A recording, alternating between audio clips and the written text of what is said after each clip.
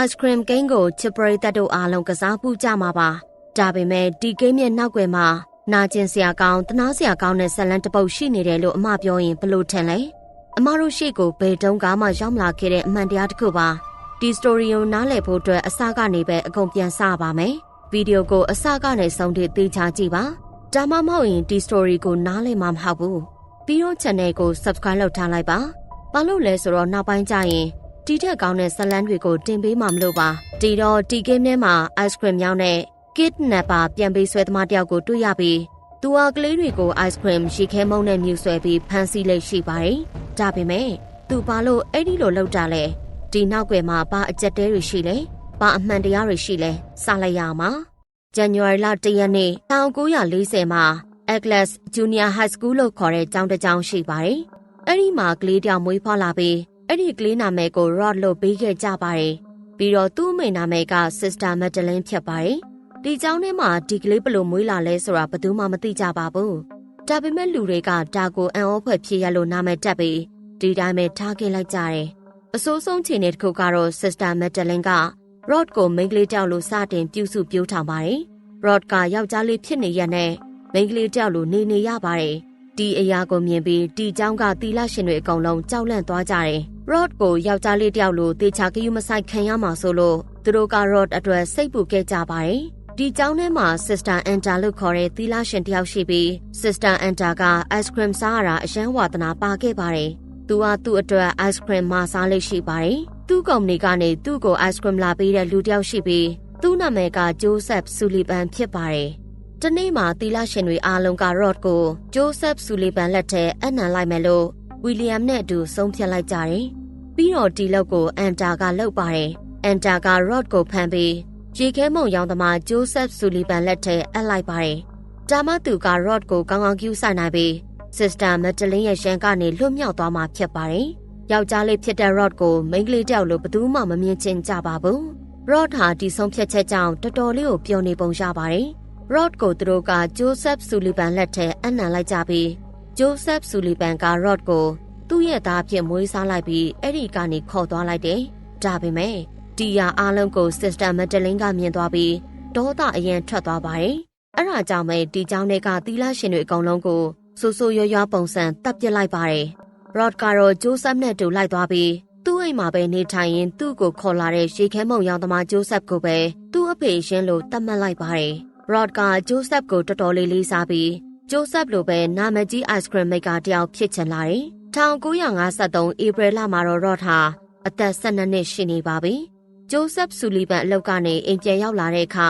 Rod ထမင်းစားနေတာကိုတွေ့လိုက်ပါတယ်။ Rod က Joseph ကိုမြင်ပြီးတော်တော်လေးကိုပျော်သွားတာမလို့ထမင်းအများကြီးစားပြီးပြီလို့ပြောပါတယ်။ Joseph ကသူ့ကိုဒီကိစ္စအတွက်ချီးကျူးပြီးမင်းဒီလိုပုံစံနဲ့ဆိုရင်အရန်တန်မာတဲ့လူတစ်ယောက်ဖြစ်လာလိမ့်မယ်လို့ပြောပါတယ်။ Rod ကလည်းအဲ့လိုလူမျိုးဖြစ်ချင်တယ်လို့သူ့ရဲ့မွေးစားဖေ Joseph ကိုပြောပါတယ်။ Joseph ကလည်းသူ့ကိုနားလည်အောင်ရှင်းပြရင်ပြောတာက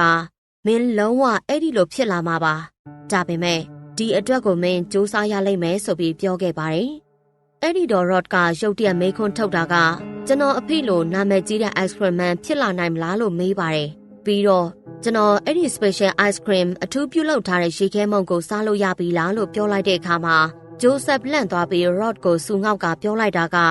မဟုတ်ဘူး Rod မင်းအဲ့ဒီ ice cream ကိုဘယ်တော့မှစားလို့မရဘူး။ပြီးတော့အဲ့ဒီလိုဘယ်တော့မှမတွေးနဲ့ဆိုပြီးပြန်ပြောလိုက်ပါတယ်။ Joseph ကသူ့ကိုတိတ်ပြီးရှင်းပြမနေတော့ပဲ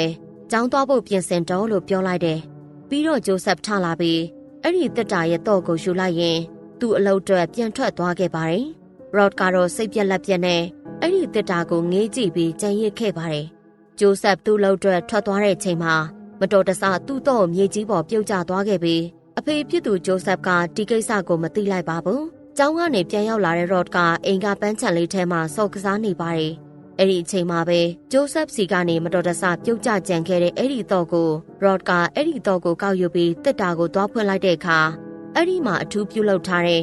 ice cream တွေအများကြီးရှိနေတာကိုတွေ့လိုက်ရပါတယ်။ Rod ရဲ့အဖေကသူ့ကိုဒီ ice cream တွေစားလို့မရဘူးလို့တားမြစ်ထားတာပါ။ဒါပေမဲ့ Rod ကဒီအချိန်မှာကလေးပဲရှိပါသေးတယ်။သူကမသိနားမလဲပဲအဲ့ဒီ ice cream တွေကိုစားမိပါတယ်။အဲ့ဒီအချိန်မှာပဲရုတ်တရက် Rod ရဲ့ခန္ဓာကိုယ်မှာထူးဆန်းတာတွေစဖြစ်လာပါတယ်။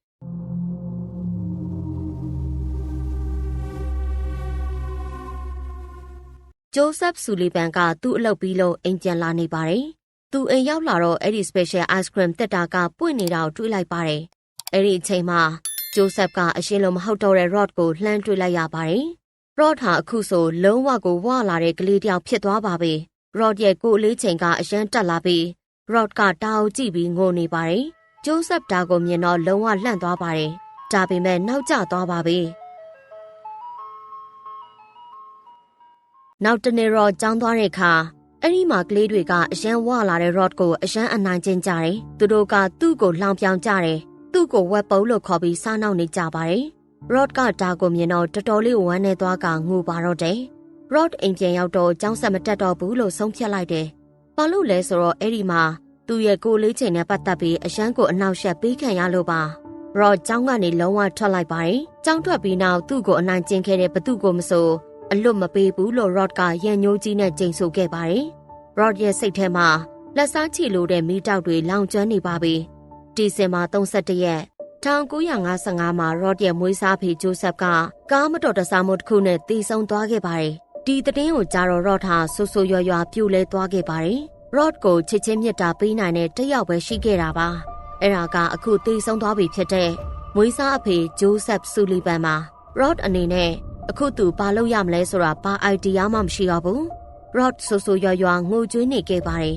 ။အဲ့ဒီချိန်မှာပဲတကားဝကိုလေဒီတယောက်ရောက်လာပြီး Rod ကိုခေါ်နေပါတယ်။ဒါပေမဲ့ Rod ကသူ့ကိုဘာမှပြန်မတုံ့ပြန်တဲ့အခါသူက Rod အတွက်စားတဆောင်ထားခဲ့ပြီးဒါက Sister Madeline လို့အမည်ရတဲ့မင်းအမေစီကစာပါလို့ပြောသွားတယ်။ Rod စီကိုနှစ်တိုင်းဇန်နဝါရီ1ရက်နေ့တိုင်းမှာသူ့အမေစီကနေစာတွေစားရောက်လာပြီးဒီဖြစ်ပျက်က1956ကနေ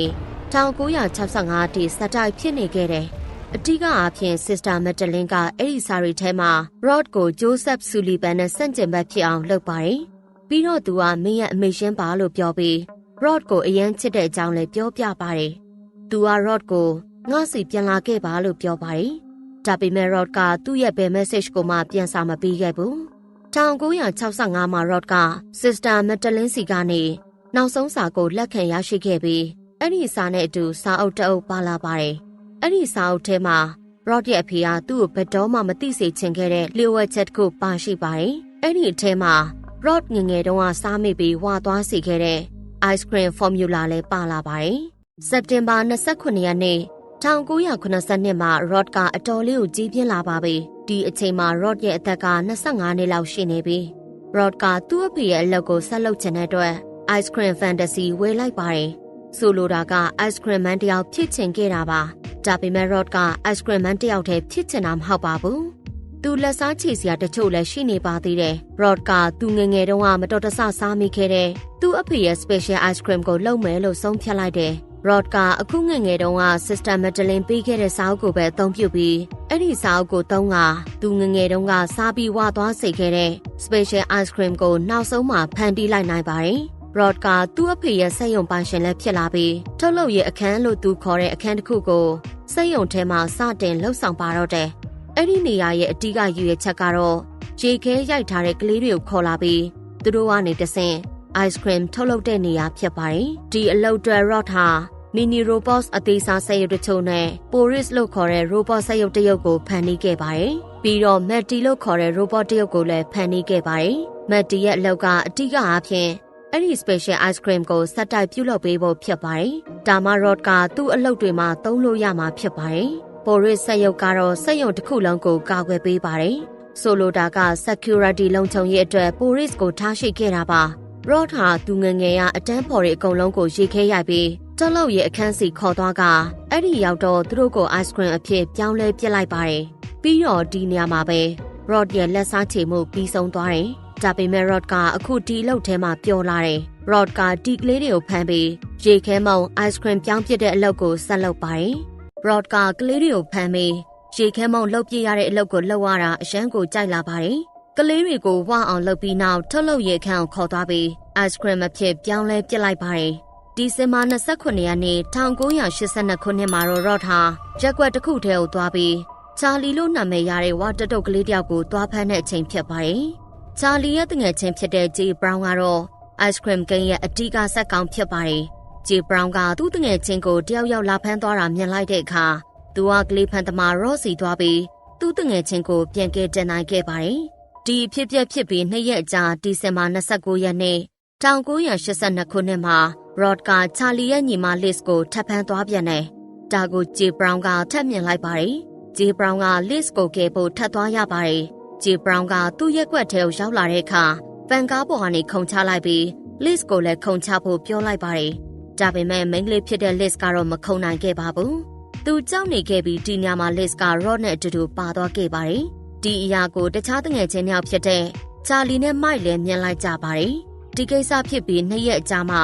မိုက်ကအလက်ထရိုကန်တလက်ကိုပြင်ဆင်လိုက်ပြီးရော့စီကိုတန်းသွားပါတယ်။ပြီးတော့သူကရော့ကိုမင်းလစ်ကိုဘာလို့ဖမ်းတာလဲလို့မေးလိုက်ပါတယ်။မင်းလစ်ကိုဖမ်းခေါ်သွားတာငါမြင်လိုက်တယ်လို့ပြောပါတယ်။အဲ့ဒီမှာရော့ကမင်းအထင်မှားနေပုံရတယ်။မင်းငါစီမှားလာတာဖြစ်မယ်လို့ပြောလိုက်တယ်။ဒါပေမဲ့လည်းမိုက်ကရော့ပြောတာကိုလုံးဝနားမထောင်ပဲမင်းပဲလစ်ကိုဖမ်းခဲ့တာလို့ရော့ကိုဆက်တိုက်ပြောနေပါတယ်။ဒါကိုကြားတော့ရော့ကဒေါသထွက်သွားပြီးမိုက်ရဲ့ကန်းကိုလက်နဲ့ရိုက်ချပြီးလွှတ်ကျသွားအောင်လုပ်လိုက်ပါတယ်။ရော့ကမင်းကမဝဘူး။မင်းကငါ့အတွက်အသုံးမဝင်ဘူး။ဒါပေမဲ့ငါမင်းကိုဝအောင်လှုပ်ပေးနိုင်တယ်လို့ပြောလိုက်ပါတယ်။အဲ့ဒီအချိန်မှာပဲရော့ကအိုက်စခရင်ထောက်ပြီးမိုက်ရဲ့ပါဆက်တွေထိလိုက်တာမလို့မိုက်လည်းအရန်ကိုဝသွားပါတော့တယ်။ဂျေဘရောင်းကဒီယာအားလုံးကိုကြည့်နေပါတယ်။ဒါပေမဲ့သူကဘာမှမလှုပ်ရှားတော့ပဲစောင့်ကြည့်နေတာပါ။ဝအောင်လှုပ်ပြီးတာနဲ့ရုတ်တရက်ရော့ကသူ့ကိုခင်းအောင်လှုပ်လိုက်ပါတယ်။အခုဂျေဘရောင်းမှာသူ့တငယ်ချင်းမိုက်ကိုပါကယ်တင်ရမယ်ဆိုတဲ့ test အသစ်တစ်ခုရှိလာပါပြီ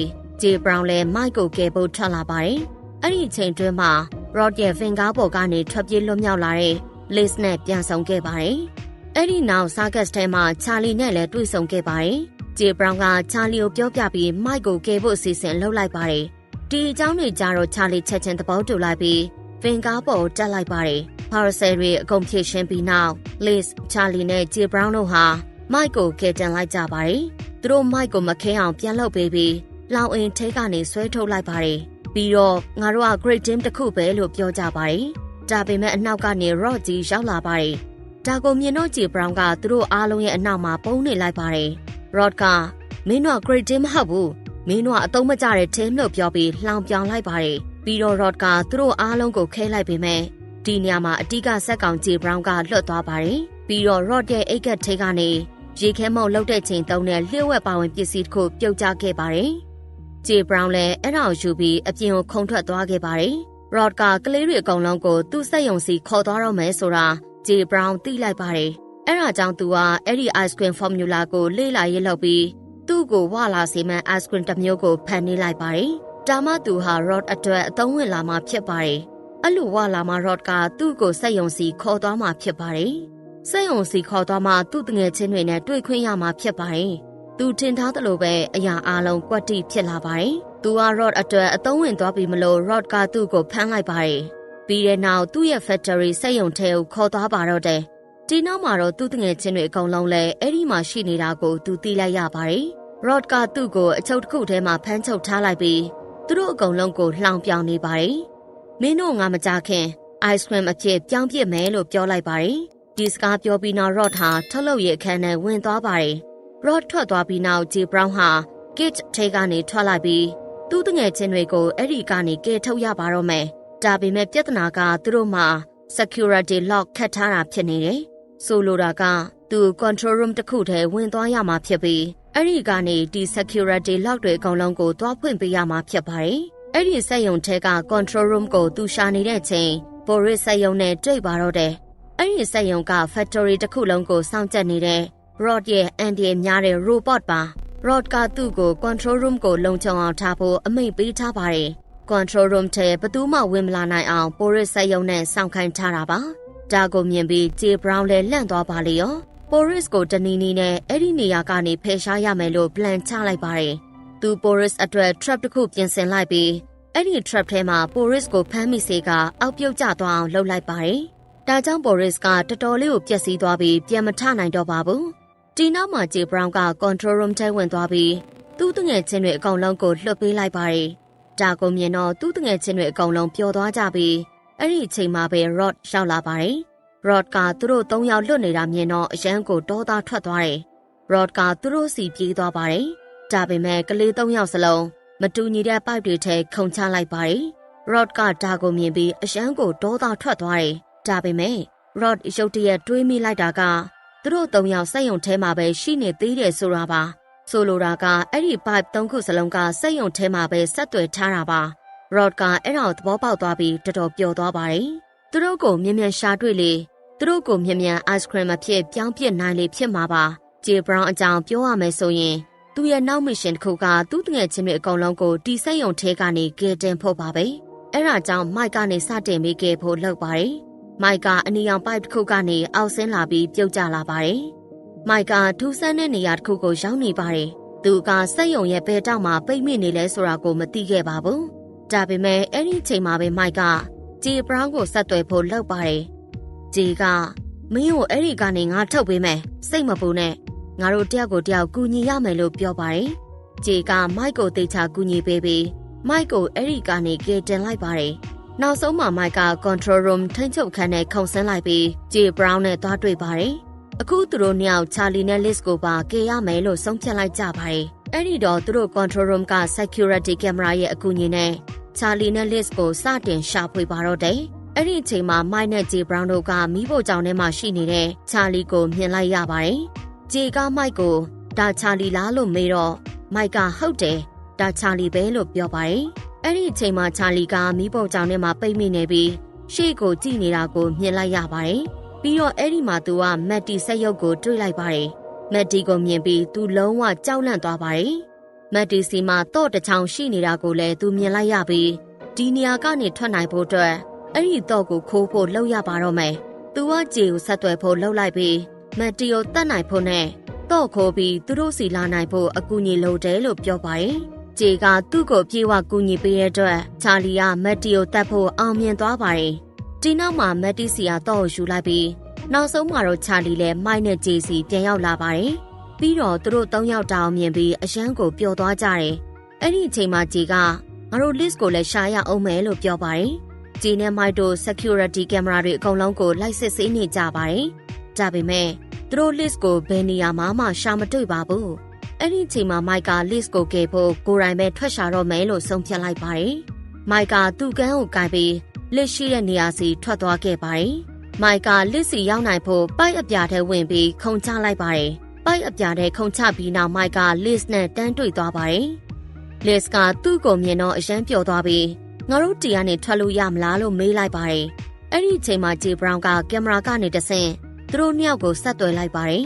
။ Liz ကသူတို့တီနေရာမှာကီးကက်တစ်ခုလိုအပ်နေပြီ။အဲ့ဒါကို Rod ကသူ့ရဲ့ကိုတောင်ထဲမှာဝတ်ထားကြောင်း J ကိုပြောပြပါတယ်။ပြီးတော့အဲ့ဒီကိုတောင်ကမြို့ထဲမှာရှိတာပါ။အဲ့ဒီအချိန်မှာ J ကဘာဆက်လုပ်ရမလဲလို့စဉ်းစားနေတော့မှ Rod ကအကြောင်းတစ်ခုကြောင့်မြို့ထဲကိုသွားနေတာကိုမြင်လိုက်ရပါတယ်။ J ကချာလီကိုပစ္စည်းတစ်ခုနဲ့ပစ်ပေါက်လိုက်ပြီး Rod နောက်ကိုမြို့ထဲထိလိုက်သွားဖို့ပြီးတော့မင်းညီမကိုကယ်ထုတ်နိုင်အောင်ကီးကက်ယူလာပေးဖို့ပြောလိုက်ပါတယ်။ချာလီကလည်းအဲ့ဒီအတိုင်းလှုပ်လိုက်ပါတယ်။သူက Rod ရဲ့ဗင်ကားနောက်ကိုလိုက်သွားပါတယ်။ပြီးတော့စီစဉ်ထားသလိုအဲ့ဒီကိုတောင်ထဲကကီးကက်ကိုခိုးပြီး JC ပြန်ယူလာခဲ့ပါတယ်။ပြန်ရောက်လာတော့ Mike နဲ့ Liz ပြန်လာနိုင်အောင်အဲ့ဒီကီးကက်ကို Blue Pipe ထဲပစ်ချပေးလိုက်ပါတယ်။သူတို့စီစဉ်ထားတဲ့အတိုင်းအားလုံးအကွက်တီဖြစ်လာပါတယ်။ Liz နဲ့ Mike အဲ့ဒီကနေထွက်လာပြီးအစိမ်းရောင်ပိုက်ထဲခုန်ချပြီး control room ဘက်ကိုရောက်လာကြပါတယ်။ဒါပေမဲ့တစ်ဖက်မှာတော့ Charlie ကပိုက်စာလွန်းနေတာမလို့ကိမ်မုံတစ်ခုတွေ့ပြီးစားနေပါတော့တယ်။အဲ့ဒီအချိန်မှာ Rod ကြီးရောက်လာပြီး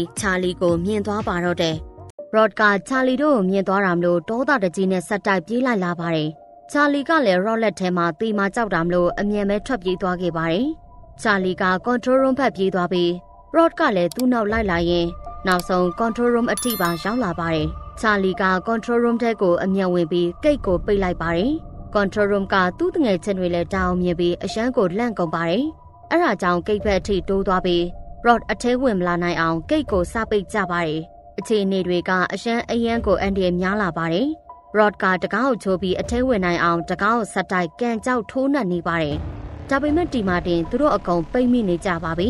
။အဲ့ဒါတွေမဟုတ်သေးပါဘူး။ Rod ထက်ဆိုးတဲ့မကောင်းဆိုးဝါးတစ်ကောင်လည်းထက်ရောက်လာခဲ့ပါပြီ။အဲ့ဒါကတော့စက်ရုံအပြင်ဘက်မှာတယောက်ယောက်မတ်တက်ကြီးရက်နေတာဖြစ်ပြီးသူကတခြားသူမဟုတ်ပဲ Evonam Sister Madeline ပဲဖြစ်ပါတယ်။ Sister Madeline ကနောက်ဆုံးမှာသူ့သား Rod ရဲ့စက်ရုံအထိရောက်လာခဲ့ပါပြီ။အဲ့ဒီနောက်ကလေးတွေပျောက်သွားတာကိုတတိထားမိတဲ့ ဂျေဘရောင်းရဲ့အမေကရဲစခန်းကိုဖုန်းဆက်ခေါ်လိုက်ပါတယ်။အဲ့ဒီမှာသူဖုန်းခေါ်ပြီးသူ့သားပျောက်နေတာ2ရက်ရှိပြီလို့ပြောလိုက်ပါတယ်။ပြီးတော့သူ့သားနဲ့တူတငယ်ချင်းတွေအကုန်လုံးလည်းပျောက်နေတယ်ဆိုတာကိုပါထပ်ပြီးအသိပေးလိုက်ပါတယ်။ဒီအရာကပိုပြီးအန်တီရဲ့များလာပါတယ်။ရဲကသူ့ကိုဟုတ်ပြီခမရဘသူ့ကိုမဆိုတန်တရားရှိလားလို့မေးပါတယ်။အဲ့ဒီတော့ဘရောင်းရဲ့အမေကဟုတ်ကဲ့ကျမ ice cream ရောင်းသမားတယောက်ကိုတန်တရားရှိတယ်လို့ပြောပါတယ်။ဆိုလိုတာကသူတို့ရက်ကွက်ထဲရော့လာတဲ့အခါသူက ice cream တီလုံးတစ်ခုဖွင့်လှစ်ရှိပါတယ်။ရေခဲမုံရောင်သမားကထူးဆန်းနေတာကိုဘရောင်းရဲ့အမေလည်းသတိထားမိပါတယ်။ဂျဲကလည်းဟုတ်ပြီငါတို့ဒီကိစ္စကိုစုံစမ်းစစ်ဆေးမယ်လို့ပြောပါတယ်။တခြားတစ်ဖက်မှာတော့စက်ရုံ control room ထဲကကလေးတွေအကုန်လုံးဟာ rod အထဲထိဝင်မလာနိုင်အောင်အပြင်းအထန်တားဆီးနေကြပါတယ်။အဲ့ဒီအချိန်မှာဂျေကအဲ့ဒီကနေခွဲထွက်ပြီးဒီ control room ကနေထွက်ပေါက်ကိုရှာဖွေပါတယ်။ဂျေကဆိုဖာအောက်မှာလိုင်ကောင်းတစ်ခုတွေ့သွားပြီးအဲ့ဒီကနေတဆင်သူ့တငယ်ချင်းတွေအကုန်လုံးကိုအဲ့ဒီကနေခေါ်ထုတ်လိုက်ပါတယ်။အဲ့ဒီအချိန်မှာ rod ကလည်းအထဲကိုဝင်လာပါတယ်။ဒါပေမဲ့လည်းကလေးတွေအကုန်လုံးအဲ့ဒီကနေထွက်သွားကြပြီဆိုတာမြင်လိုက်ရတော့သူလည်းအရန်ကိုဒေါသထွက်သွားပါတယ်။အဲ့ဒီအချိန်မှာသူက security system တခုဖွင့်လိုက်တာမလို့စက်ရုံတစ်ခုလုံး lockdown ကျသွားပါတယ်။ဆိုလိုတာကစက်ရုံတစ်ခုလုံးအလုံးပိတ်နေရကြီးဖြစ်သွားတာပါ။ကလေးတွေအကုန်လုံးကတော့ rod ရဲ့ finger ထဲမှာပုံနေကြပြီးအချင်းချင်းစကားပြောနေကြပါတယ်။အရင်ဆုံးမိုက်ကတာအောင်ကြည့် rod ကအခု security system ဖွင့်လိုက်ပြီးအဲ့ဒါကြောင့်စက်ရုံတစ်ခုလုံးအခုပိတ်သွားပြီလို့ပြောပါတယ်။ပြီးတော့မိုက်ကသူမြေပုံတစ်ခုကိုတွေ့ထားတယ်။ဒီမြေပုံကနေတဆင့်ငါတို့ဒီစက်ရုံတစ်ခုလုံးကိုထိန်းချုပ်ထားတဲ့နေရာတွေစီသွားကြမယ်လို့ပြောပါတယ်။တကယ်လို့ငါတို့အဲ့ဒီထိန်းချုပ်ထားတဲ့နေရာတွေကိုဖျက်ဆီးလိုက်ရင်ဒီစက်ရုံကနေငါတို့ထွက်သွားနိုင်မှာပါလို့ပြောလိုက်ပါတယ်။သူတို့၄ယောက်ပင်ကားထဲကနေထွက်လာပြီးအဲ့ဒီထိန်းချုပ်တဲ့နေရာဂျန်နရေတာ၃လုံးကိုပိတ်ဖို့သွားကြပါတယ်။လမ်းမှာသူတို့ Sister Madeline နဲ့လည်းတွေ့ဆုံခဲ့ပါတယ်။ဒါပေမဲ့သူတို့အားလုံးကမမိအောင်ရှောင်ထွက်သွားကြပြီးဂျန်နရေတာအကုန်လုံးကိုလိုက်ပိတ်ကြပါတယ်။သူတို့ကမီနီရော့ကနေတဆင်ပြန်အသက်ရှင်လာတဲ့ပိုရစ်နဲ့လည်းထပ်တွေ့ခဲ့ပါတယ်။ပိုရစ်ကလည်းသူတို့ကိုတိုက်ခိုက်ခဲ့ပါတယ်။ဒါပေမဲ့ကလေးတွေကပိုရစ်ရဲ့အကူအညီနဲ့နောက်ဆုံးဂျန်နရေတာကိုပါဖျက်ဆီးလိုက်ကြပါတယ်။ပြီးတော့ခုသူတို့ရော့ရဲ့ထုတ်လုပ်ရေးခန်းထဲမှာပိတ်မိနေတဲ့ကလေးတွေအကုန်လုံးကိုကယ်ဖို့ပလန်တွေချနေပါတယ်။သူတို့အားလုံးထုတ်လုပ်ရေးအခန်းထဲဝင်သွားပြီးအဲ့ဒီရောက်တော့အခန်းကိုပိတ်လိုက်ကြတယ်။ဒါကိုမြင်ပြီးရော့ကအရှမ်းကိုဒေါသထွက်သွားပါတယ်။ရော့ကဒီအရာကိုမြင်ပြီးမင်းတို့အားလုံးကငါရဲ့ငငယ်တုန်းကအတန်းဖော်ရီနဲ့တပုံစံနဲ့ပဲပြီးတော့ငါ့ကိုစွန့်ပစ်ခဲ့တဲ့ငါအမေလိုပဲလို့ဒေါသတကြီးပြောလိုက်ပါတယ်။ရော့ကအရန်ကိုဒေါသထွက်နေခဲ့တာပါ။ဒေါသထွက်လွန်လို့အသက်ရှူတွေတောင်ကျက်သွားခဲ့ပါတယ်။ကလေးတွေအကုန်လုံးကတော့ထုတ်လုပ်ရေးခန်းထဲကထွက်လာပြီးရော့ရှိတဲ့နေရာစီထွက်လာကြပါတယ်။ဘာလို့လဲဆိုတော့အခုသူတို့ကရော့ကိုပါအပြက်ရှင်းချင်တာမလို့ပါ။သူတို့ကရော့ရဲ့ရုံခန်းထဲထိကိုသွားကြပြီးအဲ့ဒီရောက်တော့ရော့ကသူတို့ရှေ့မှာရက်နေတာကိုတွေ့လိုက်ရပါတယ်